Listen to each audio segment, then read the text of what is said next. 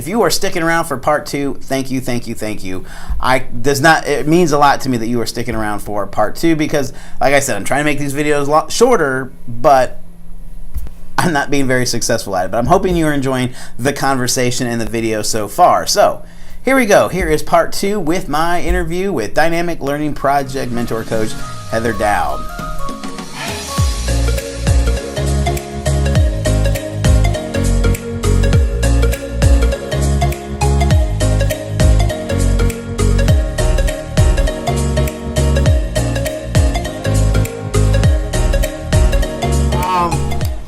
Well, another question I had, we're at the halfway point, or getting close to the halfway point of ELP year 2.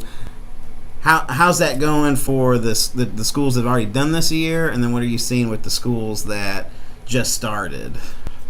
So, as you know, when we met yesterday, was that yesterday? It was yesterday. Mm-hmm. One of the questions that I asked all of the year 2 DLP coaches in South Carolina was, what's going well and what's a challenge. And I think that the trend in your what's going well comments was that teachers who maybe were a little bit resistant last year, or maybe did a cycle last year but didn't see the progress that coaches thought that they should see, are taking off this year. And that was a good moment for me to hear that, because I think that is also an indicator of success. And you don't know where your influence ends as a coach, right? Because it's not just, if you're truly coaching, it's not just I help from week 1 to week 8 and now I'm done and everything goes back to normal. Ideally, those ideas and those strategies percolate and teachers continue to try it. And you said it just a moment ago, a key comment. You said through coaching she realized that it wasn't impactful. Like, she realized it, and so I feel like those comments that you all shared with me kind of show that, right? Like, these teachers, whatever the issue was last year, this year that seems to have gone away, or at least is minimized, and teachers are excited to try something new. And I think that means that stuff percolated and teachers thought about it, and the coaching continues, So I think that's something really positive that I've heard from a lot of year 2 coaches. And then the year 1s, it's been interesting because I feel like as a program, we our resources this year are expanded from what you had last year. So I think, and I don't have anything to back me up on this, but I feel like the year 1 coaches this year are getting it, or coaching in a really effective way already. Whereas it might have taken us a little bit longer last year because we were still figuring out the program and figuring out the resources. So I think that's been a real positive this year, bringing the year 1s on board. And the comments I'm hearing from year 1 coaches, they're really thankful to have you all to bounce ideas off of, and the fact that you have a year under your belt, and especially within your own district, right? Because you know the situation in your district. You know what the context and the culture is, and so they've got you to really rely on, which is great.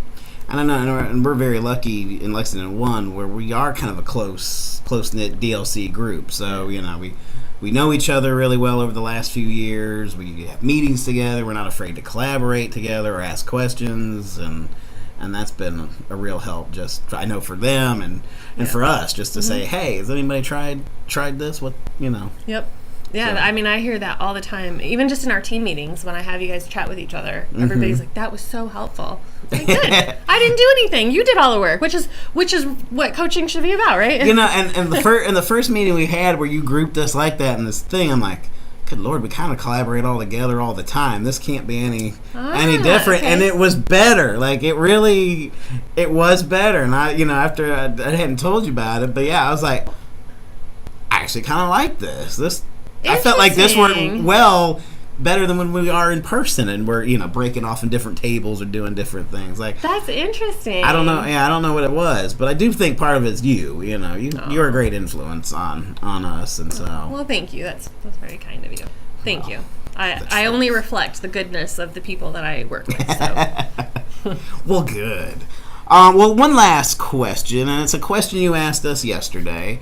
when we met as year 2 folks. But the DLP, we hope every year gets funded. I know we don't know, like with year 2, if there's going to be a year 3 for us. We hope. If anybody's watching. Everyone's been asking me. That's right. Liz, if you're watching. AT. But, if the DLP were to just stop existing, what do you feel would be the last, or what do you believe the lasting impact should be? Okay, so if DLP went away and next year there's no DLP, my hope would be that the impact that it would have on all of you is that you then would continue the practice, the practice of coaching, even if you tweaked it for your own needs. But now you've done it for 1 to 2 years, and you've seen the benefit and the value for teachers.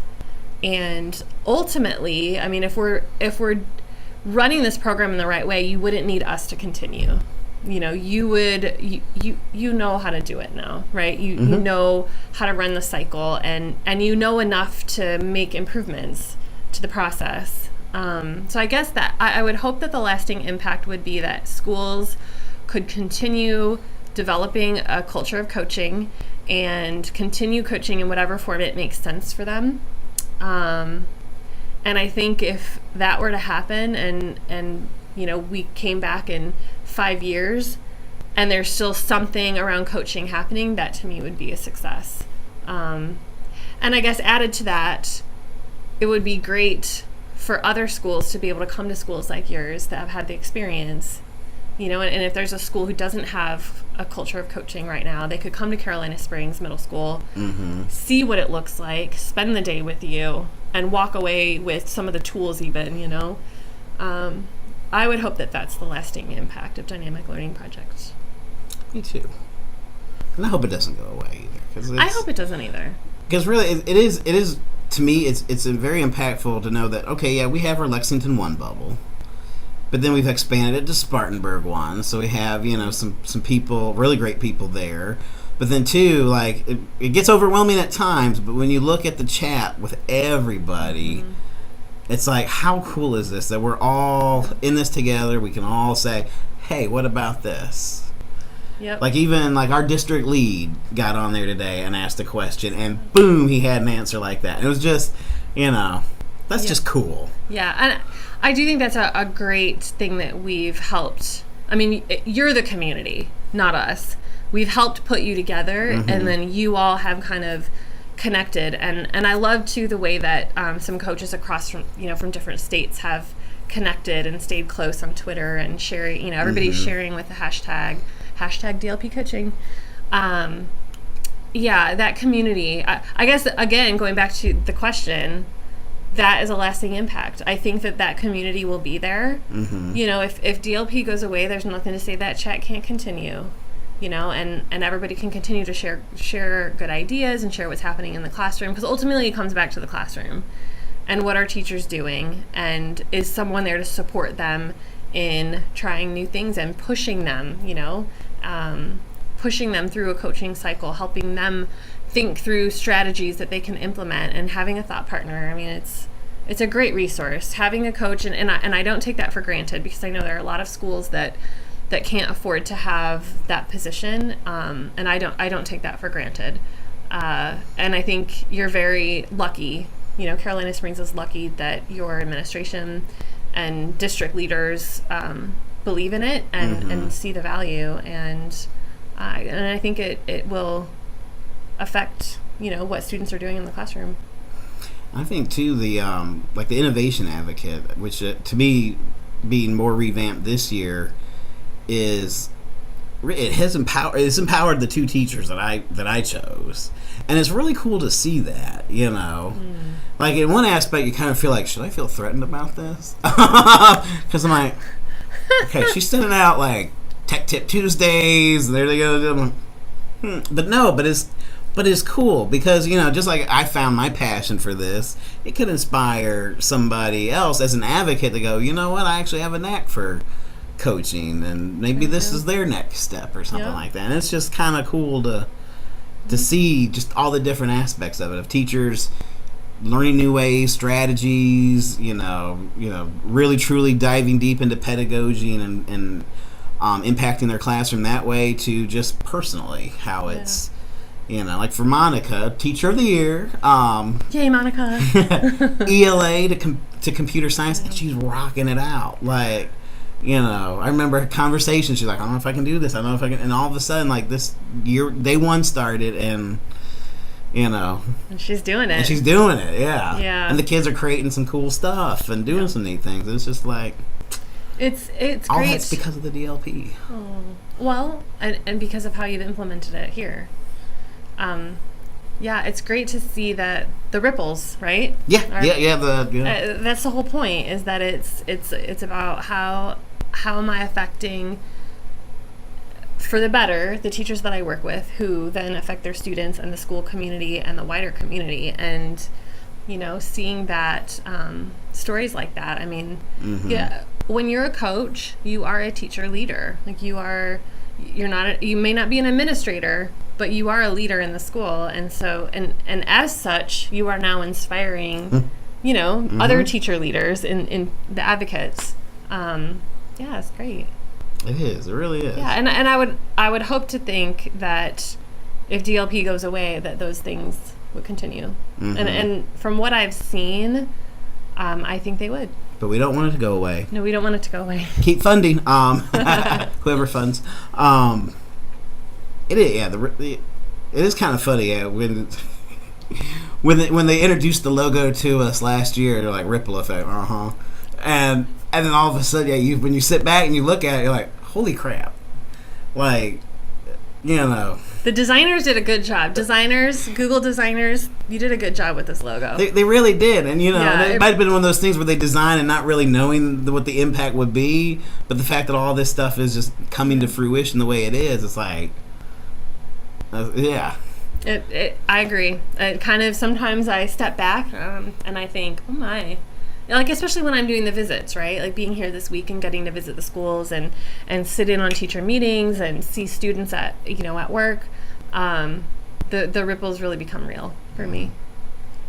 Well, thank you for coming in. I'm glad you're sitting here doing this with me. I'm like, yay! Because over the summer she made it. She told me she wanted to be on between the two chromes, and I'm like, yeah, we got to make that work. And we tried to film, or we were thinking about filming something there in California, but it didn't work out. But I'm glad you're here now. I'm so excited that you're here. Well, thank you for having me. This is super fun. I'm stoked that I get to be on an episode of Between Two Chromes. Be jealous, everybody else. I'm looking at you.